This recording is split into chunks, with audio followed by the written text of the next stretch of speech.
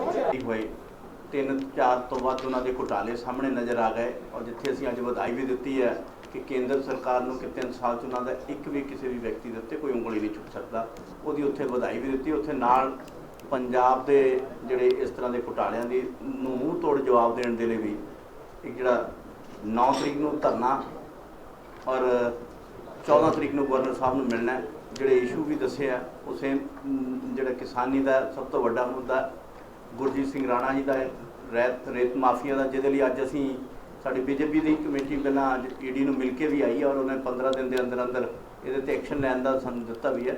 ਪਰ ਅਗਲੇ ਜਿਹੜੇ ਐਕਸ਼ਨ ਸਾਡੇ ਉਹ ਜੁਆਇੰਟਲੀ ਹੋਣਗੇ। ਪ੍ਰਦਰਸ਼ਨ ਵੀ ਕੀਤਾ, ਉਹਦੇ 'ਚ ਸਾਰਿਆਂ ਨੇ ਤੁਸੀਂ ਦੇਖਿਆ ਕਿ ਐਸਸੀ ਕਮਿਸ਼ਨ ਦੇ ਅੱਗੇ ਲਗਾਏ ਵੀ ਤਾਂ ਜਾ ਕੇ ਉਹਨਾਂ ਦੇ ਉੱਤੇ ਕਾਰਵਾਈ ਔਰ ਉਹਨਾਂ ਨੂੰ ਇਨਸਾਫ ਮਿਲੇਗਾ। ਇਹਦਾ ਥੋੜ੍ਹਾ ਜਿਹਾ ਉਹਨਾਂ ਨੂੰ ਹੋਪ ਬਣੀ ਹੈ, ਨਹੀਂ ਤਾਂ ਪੰਜਾਬ ਦੇ ਵਿੱਚ ਜਿਸ ਤਰ੍ਹਾਂ ਦੇ ਹਾਲਾਤ ਬਣੇ ਸੀ ਉਸ ਤਰ੍ਹਾਂ ਦੇ ਹਾਲਾਤ ਨੂੰ ਦੇਖਦੇ ਹੋਏ ਕਿਸੇ ਨੂੰ ਵੀ ਆਮ ਆਦਮੀ ਨੂੰ ਜਿਹੜਾ ਆ ਉਹ ਇਨਸਾਫ ਮਿਲੇਗਾ, ਐਸਾ ਕਿਤੇ ਨਹੀਂ। ਸੋ ਅਸੀਂ ਅੱਜ ਜਿਹੜੀ ਨੈਕਸਟ ਅਸੀਂ ਗਵਰਨਰ ਸਾਹਿਬ ਨੂੰ ਜਿਹੜਾ ਮਿਲਣ ਜਾਣਾ ਉਹਦੇ 'ਚ ਦੋਨੋਂ ਪਾਰਟੀਆਂ ਦੇ ਐਮਐਲਏ ਵੀ ਹੋਣਗੇ, ਐਮਪੀ ਵੀ, ਦੋਨੋਂ ਪਾਰਟੀਆਂ ਦੇ ਐਮਪੀਜ਼ ਵੀ ਹੋਣਗੇ, ਦੋਨੋਂ ਪਾਰਟੀਆਂ ਦੀ ਕੋਰ ਕਮੇਟੀ ਵੀ। ਇਹ ਜੁਆਇੰਟਲੀ ਅਸੀਂ ਜਿਹੜਾ ਆ ਗਵਰਨਰ ਸਾਹਿਬ ਨੂੰ ਮਿਲਣ ਲਈ ਉੱਥੇ ਜਾਵਾਂਗੇ ਔਰ ਉਹਦੇ 'ਚ ਦੱਸਾਂਗੇ ਕਿ ਪੰਜਾਬ ਦੇ ਹਾਲਾਤ ਜਿਹੜੇ ਕਿਸ ਤਰ੍ਹਾਂ ਦੇ ਹੈ। ਸੋ ਇਹਦੇ ਲਈ ਜਿਸ ਤਰ੍ਹਾਂ ਦਾ ਤਾਂ ਕਿ ਦੁਨੀਆ ਜਿਹੜੀ ਸਾਡੀ ਪੰਜਾਬ ਦੇ ਜਿਨ੍ਹਾਂ ਨੇ ਲੋਕਾਂ ਨੇ ਚੁਣਿਆ, ਜਿਹੜੇ ਉਹਨਾਂ ਦੇ ਬਹਿਕਾਵੇ 'ਚ ਆਏ ਸੀ, ਉਹਨਾਂ ਨੂੰ ਵੀ ਅੱਜ ਮਹਿਸੂਸ ਹੋਣ ਲੱਗ ਪਿਆ ਵੀ ਅਸੀਂ ਕਿਤੇ ਨਾ ਕਿਤੇ ਗਲਤ ਫੈਸਲਾ ਲੈ ਲਿਆ। ਸੋ ਅੱਗੇ ਤੋਂ ਕਿਤੇ ਇਸ ਤਰ੍ਹਾਂ ਦੇ ਘਪਲੇ ਹੋਰ ਨਾ ਕਰਨ।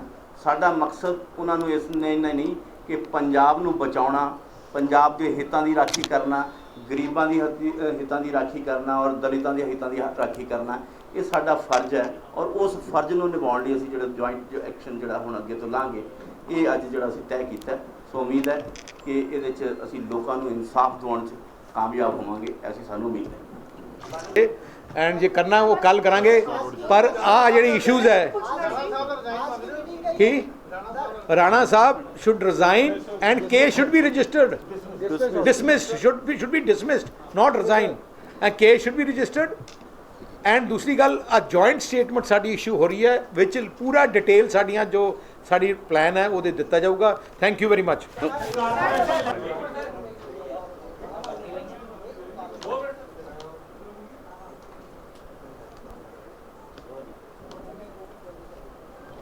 पीसीआर से पूछ लो, हो गया कनेक्ट?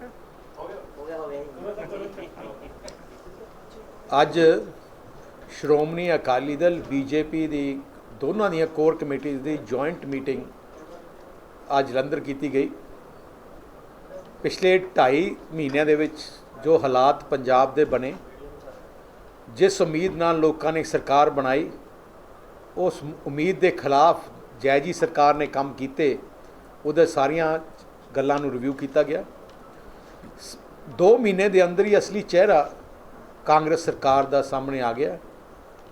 ਸਭ ਤੋਂ ਵੱਡੇ ਘੁਟਾਲੇ ਜਿਹੜੇ ਅਰਬਾਂ ਰੁਪਏ ਕਰੋੜਾਂ ਰੁਪਏ ਦੇ ਜਿਹੜੇ ਘੁਟਾਲੇ ਕੀਤੇ, ਜਿੱਥੇ ਉਹਨਾਂ ਦੇ ਮੰਤਰੀ ਰਾਣਾ ਗੁਰਜੀਤ ਸਿੰਘ ਤੇ ਇਕੱਲੇ ਮੰਤਰੀ ਨਹੀਂ 10-11 ਐਮਐਲਏ ਵੀ ਇਨਵੋਲਡ ਹੈ।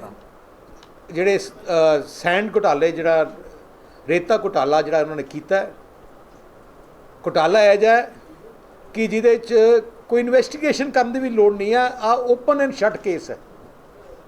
ਪਰ ਜਾਇਜੀ response and no response government ਤੋਂ ਆ ਰਹੀ ਹੈ। ਤੇ ਜਿਵੇਂ ਕਵਰ ਅਪ ਆਪਰੇਸ਼ਨ ਉਹਨਾਂ ਨੇ ਜਸਟਿਸ ਨਾਰੰਗ ਨੂੰ ਅੱਗੇ ਬਣਾਇਆ ਹੈ, ਆ ਕਲੀਅਰ ਕੱਟ ਪਾਲਿਸੀ ਹੈ ਕਿ ਨਾਲੇ ਲੁੱਟੋ ਤੇ ਨਾਲੇ ਪਰਵਾਹ ਨਾ ਕਰੋ। ਤੇ ਪਹਿਲੀ ਗੱਲ ਸਾਡੀ ਦੋਨੋਂ ਕੋਰ ਕਮੇਟੀਜ਼ ਨੇ ਕੰਪਲੀਟਲੀ ਰਿਜੈਕਟ ਕਰਦੀ ਹੈ। We do not accept justice Narang's ਜਿਹੜੀ ਉਹਨਾਂ ਨੇ ਕਮਿਸ਼ਨ ਬਣਾਇਆ, inquiry commission, we do not accept it. ਜੇ ਬਣਾਉਣਾ ਹੈ ਤਾਂ ਹਾਈ ਕੋਰਟ ਦੇ ਜੱਜ ਨੂੰ, ਸਿਟਿੰਗ ਜੱਜ ਨੂੰ ਕੀਤਾ ਜਾਏ, or the case should be referred to ED, income tax or CBI, ਕਿਉਂਕਿ ਇਹਦੇ ਵਿੱਚ ਮਿਨਿਸਟਰ ਇਨਵੋਲਡ ਹੈ, ਐਮਐਲਏ ਇਨਵੋਲਡ ਹੈ। ਰੇਤਾਂ ਦੀ ਖੱਡਾਂ ਦੀ ਨਿਲਾਮੀ ਹੋਈ ਹੈ। ਅੱਜ ਇੱਕ ਨੈਸ਼ਨਲ ਪੇਪਰ ਨੇ ਡਿਟੇਲ ਵੀ ਦਿੱਤੀ ਹੈ ਕਿਵੇਂ 17 ਖੱਡਾਂ ਦੇ ਵਿੱਚ ਸਿੰਗਲ ਬਿਡ ਦੇ ਵਿੱਚ ਵੀ ਇਹਨਾਂ ਨੇ ਉਹ ਖੱਡਾਂ ਦਿੱਤੀਆਂ। ਸੋ ਇੱਕ ਆ ਬਹੁਤ ਵੱਡਾ ਇਸ਼ੂ ਹੈ ਜਿਹੜੇ ਪੰਜਾਬ ਦੇ ਵਿੱਚ ਪਬਲਿਕ ਨਾਲ, ਇਹਦੇ ਉੱਤੇ ਆ ਸਾਡੇ ਵਿਊ ਸਾਡੇ ਦੋਨੋਂ ਕੋਰ ਕਮੇਟੀ ਦਾ ਸੀ। ਦੂਜਾ ਇਸ਼ੂ ਜਿਹੜਾ ਸਾਡੀ ਦੋਨੋਂ ਜੁਆਇੰਟ ਕੋਰ ਕਮੇਟੀ ਨੇ ਦੇਖਿਆ ਕਿ ਕੈਪਟਨ ਸਾਹਿਬ ਨੇ, ਉਹਨਾਂ ਦੀ ਸਰਕਾਰ ਨੇ ਇੱਕ ਝੂਠਾ ਲਾਰਾ ਲਾ ਕੇ ਪੰਜਾਬ ਦੇ ਕਿਸਾਨਾਂ ਨੂੰ ਗੁੰਮਰਾਹ ਕਰਕੇ ਇੱਕ ਝੂਠਾ ਵਾਅਦਾ ਕੀਤਾ ਸੀ ਕਿ ਅਸੀਂ ਕਰਜ਼ਾ ਮਾਫ ਕਰਾਂਗੇ। ਅੱਜ 2.5 ਮਹੀਨੇ ਹੋ ਗਏ ਹੈ, ਕਿਸਾਨ ਰੋਜ਼ ਆਤਮ ਹੱਤਿਆ ਕਰ ਰਹੇ ਹੈ ਤੇ ਅਸੀਂ ਨਾਓ ਸਟਰੋਂਗਲੀ ਕਹਿਣਾ ਚਾਹੁੰਦੇ ਦੋਨੋਂ ਪਾਰਟੀਆਂ ਕਿ ਕੈਪਟਨ ਸਾਹਿਬ ਜੋ ਵਾਅਦਾ ਕੀਤਾ ਸੀ ਉਹ ਪੂਰਾ ਕਰੋ। ਇਸ ਸੈਸ਼ਨ ਦੇ ਅੰਦਰ ਤੁਹਾਨੂੰ ਅਨਾਉਂਸ ਕਰਨਾ ਪੈਣਾ ਹੈ ਆਪਣਾ ਜਿਹੜਾ ਲੋਨ ਵੇਵਰ ਆ ਜਿਹੜਾ ਤੁਸੀਂ ਪ੍ਰੋਪੇਗੈਂਡਾ ਜਾਣ ਕੇ ਵੇ ਆਊਟ ਲੱਭ ਰਹੇ ਹੋ ਕਿ ਹੁਣ ਡਿਲੇ ਕਰਨ ਦੀ, ਉਹ ਡਿਲੇ ਹੁਣ ਟੈਕਟਿਸ ਅਸੀਂ ਨਹੀਂ ਚੱਲਣ ਦੇਵਾਂਗੇ। ਕਿ ਜਿਹੜਾ ਇਹਨਾਂ ਨੇ ਹੁਣ ਸੈਕਸ਼ਨ 67 ਜਿਹੜਾ ਅਬੋਲਿਸ਼ ਕੀਤਾ ਹੈ ਉਹ ਸੈਕਸ਼ਨ ਐਜ ਹੈ ਜਿਹਨੂੰ ਅੱਜ ਤੱਕ ਵਰਤਿਆ ਨਹੀਂ ਗਿਆ ਸੀ। ਜਿਹੜਾ ਅਸਲੀ ਸੈਕਸ਼ਨ ਹੈ ਜਿਨ੍ਹਾਂ ਨੇ ਅਬੋਲਿਸ਼ ਨਹੀਂ ਕੀਤਾ ਉਹ ਹੈ section 66/75 of Punjab land revenue act 1887 ਜਿਹਦੇ ਤਹਿਤ ਜਿਹੜੀ ਆਕਸ਼ਨ ਹੁੰਦੀਆਂ ਸੀ ਜ਼ਮੀਨਾਂ, ਜੇ ਰਿਕਵਰੀ ਹੁੰਦੀ ਸੀ, ਉਹ ਸੈਕਸ਼ਨ ਸੀ ਜਿੱਥੇ ਵਰਤੇ ਜਾਂਦਾ ਸੀ। ਉਹਨੂੰ ਤਾਂ ਇਹਨਾਂ ਨੇ ਅਬੋਲਿਸ਼ ਕੀਤਾ ਹੀ ਨਹੀਂ। ਇੱਕ ਉਹਦਾ ਸੈਕਸ਼ਨ ਕਰ ਦਿੱਤਾ 67A ਜਿਹਨੂੰ ਅੱਜ ਤੱਕ ਕਿਸੇ ਵਰਤਿਆ ਹੀ ਨਹੀਂ, ਉਹਦੀ ਕੋਈ ਵੈਲਿਊ ਹੀ ਨਹੀਂ ਹੈ ਉਸ ਸੈਕਸ਼ਨ ਦੀ। ਆ ਇੱਕ ਕਵਰ ਅਪ ਆਪਰੇਸ਼ਨ ਹੈ। ਉਵੇਂ ਹੀ ਆ ਲੋਨ ਵੇਵਰ ਵੀ ਇੱਕ ਝੂਠਾ ਡਰਾਮਾ ਕਰ ਰਿਹਾ ਹੈ, ਲੋਕਾਂ ਨੂੰ ਗੁੰਮਰਾਹ ਕਰ ਰਿਹਾ ਸੀ। ਕਮੇਟੀ ਬਿਠਾਤੀ, ਹੋ ਕੀ ਰਿਹਾ ਅੱਜ ਵਿਚਾਰੇ ਕਿਸਾਨ ਕਰਜ਼ਾ ਦੇਣੋਂ ਬੰਦ ਕਰ ਗਏ। ਤੇ ਮੈਂ ਤਾਂ ਕਿਸਾਨਾਂ ਨੂੰ ਅਪੀਲ ਕਰਦਾ, ਪੰਜਾਬ ਦੇ ਕਿਸਾਨਾਂ ਨੂੰ, ਇਹਨਾਂ ਨੇ ਵੇਵ ਕਰਨਾ ਸੋ ਕਰਜ਼ਾ ਦੇਣ ਦੀ ਲੋੜ ਨਹੀਂ, ਕਿਉਂਕਿ ਇਹਨਾਂ ਨੇ ਵਾਅਦਾ ਕੀਤਾ ਹੈ ਤੇ ਇਹਨਾਂ ਨੇ ਆਪਣੇ ਕਮਿਟਮੈਂਟ ਤੋਂ ਪੂਰਾ ਕਰਨਾ ਹੀ ਪੈਣਾ ਹੈ, ਕਿਸੇ ਹਾਲਤ ਨਾਲ ਪੂਰਾ ਕਰਨਾ ਹੈ। ਤੀਜੀ ਇਸ਼ੂ ਜਿਹੜਾ ਸਾਡੀ ਦੋਨੋਂ ਕੋਰ ਕਮੇਟੀ ਨੇ ਦੇਖੀ ਹੈ ਕਿ ਪਿਛਲੇ 2.5 ਮਹੀਨਿਆਂ ਦੇ ਅੰਦਰ ਦਲਿਤ ਪਰਿਵਾਰਾਂ ਤੇ ਬਹੁਤ ਜ਼ਿਆਦਾ ਧੱਕੇ ਹੋ ਰਹੇ ਆ, ਝੂਠੇ ਕੇਸ ਬਣਾਏ ਜਾ ਰਹੇ ਆ, ਉਹਨਾਂ ਤੇ ਜ਼ੁਲਮ ਕੀਤਾ ਜਾ ਰਿਹਾ। ਕਾਂਗਰਸ ਲੀਡਰ ਅਖਬਾਰਾਂ 'ਚ ਪੋਸਟ ਕਰ ਰਿਹਾ ਦਲਿਤ ਪਰਿਵਾਰਾਂ ਨਾਲ ਧੱਕਾ ਕਰਕੇ, ਫੇਸਬੁੱਕ ਤੇ ਪਾ ਰਿਹਾ ਤੇ ਕੋਈ ਐਕਸ਼ਨ ਲਿੱਤਾ ਜਾ ਰਿਹਾ। ਦੋਨੋਂ ਪਾਰਟੀਆਂ ਸਟਰੋਂਗਲੀ ਕੰਡੈਮ ਕਰਦੀਆਂ ਤੇ ਅਸੀਂ ਹਰ ਇਸ਼ੂ ਨੂੰ ਨੈਸ਼ਨਲ ਸ਼ੂਲਕਾ ਕਮਿਸ਼ਨ ਦੇ ਕੋਲੇ ਵੀ ਤੇ ਅਸੀਂ ਹਾਈ ਕੋਰਟ 'ਚ ਵੀ ਜਿੱਥੇ ਜਿੱਥੇ ਲੋੜ ਪਈ we will take up the cases and justice ਦਿਵਾਵਾਂਗੇ ਇਹਨਾਂ ਚੀਜ਼ਾਂ ਤੇ। ਬਾਕੀ ਜਦੋਂ ਦੀ ਸਰਕਾਰ ਬਣੀ ਹੈ ਬੇਅਦਬੀਆਂ ਦੇ ਕੇਸ ਬਹੁਤ ਜ਼ਿਆਦਾ ਵੱਧ ਗਏ ਆ। ਪੰਜਾਬ ਸਰਕਾਰ ਨੇ ਕੋਈ ਕੋਸ਼ਿਸ਼ ਨਹੀਂ ਕੀਤੀ ਇਹਨੂੰ ਰੋਕਣ ਦੀ।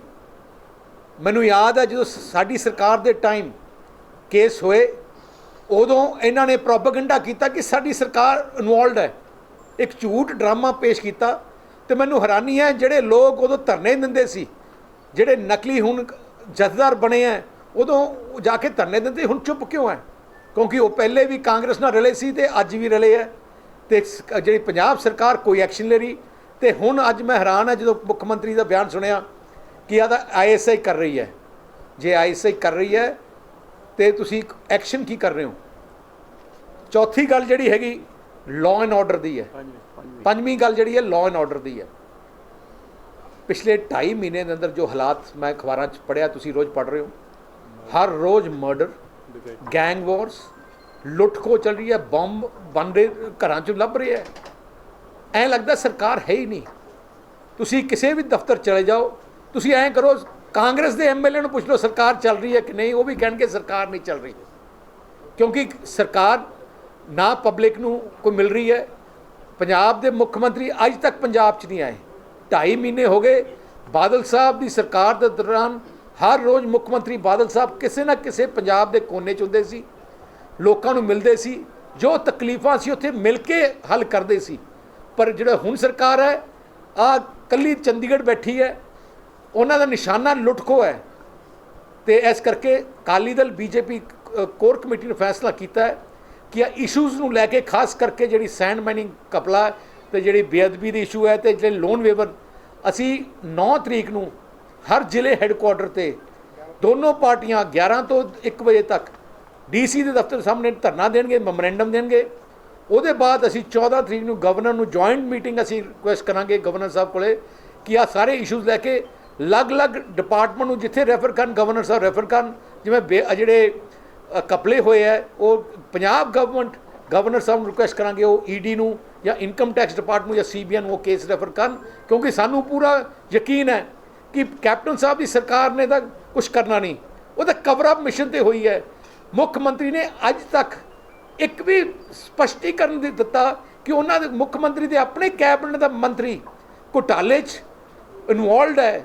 ਐਡੀਟੋਰੀਅਲ ਲਿਖੇ ਜਾ ਰਹੇ ਹੈ, ਅਖਬਾਰਾਂ ਨੇ ਡਿਟੇਲ ਛਾਪੀਆਂ ਤੇ ਸਰਕਾਰ ਤਰਫੋਂ ਕੋਈ ਰਿਸਪੌਂਸ ਨਹੀਂ ਹੈ। ਰਿਸਪੌਂਸ ਇੱਕ ਆਪਣਾ ਜੱਜ ਲਾ ਦਿੱਤਾ, ਜਿਹਦੇ ਨਾਲ ਹਰ ਰੋਜ਼ ਜਸਟਿਸ ਨਾਰੰਗ ਤੇ ਰਾਣਾ ਗੁਰਜੀਤ ਦਾ ਤੁਸੀਂ ਰਿਕਾਰਡ ਦੇਖ ਲਓ, ਮੋਬਾਈਲ ਨੰਬਰ ਦੇਖ ਲਓ, ਹਰ ਰੋਜ਼ ਉਹਨਾਂ ਦੇ ਘਰੇ ਇਕੱਠੇ ਡਿਨਰ ਖਾਂਦੇ ਹੈ, ਇਕੱਠੇ ਉਹਨਾਂ ਦੀ ਫੈਮਿਲੀ ਰਿਲੇਸ਼ਨਸ਼ਿਪ ਹੈ।